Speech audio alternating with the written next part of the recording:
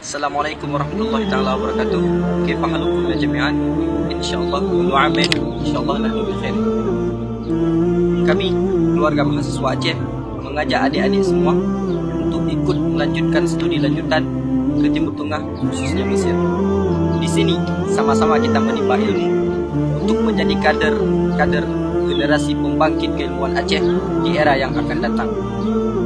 Mari menjadi perubahan untuk negara Aceh tercinta, karena Mesir bukan hanya tentang piramida Fir'aun dan Nil River tempat Nabi Musa dihanyutkan, melainkan Mesir kiblatul ulum seluruh dunia.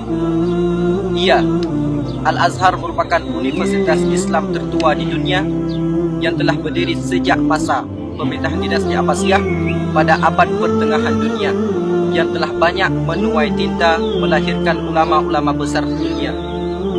So, dengan Universitas Al-Azhar yang tidak hanya menitik fokuskan pembelajaran keilmuan Islam saja, melainkan mencakupi berbagai macam aspek keilmuan lainnya, kedoktoran, teknik dan sains.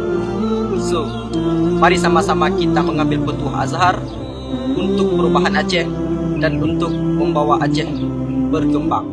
Siap jadi mahasiswa?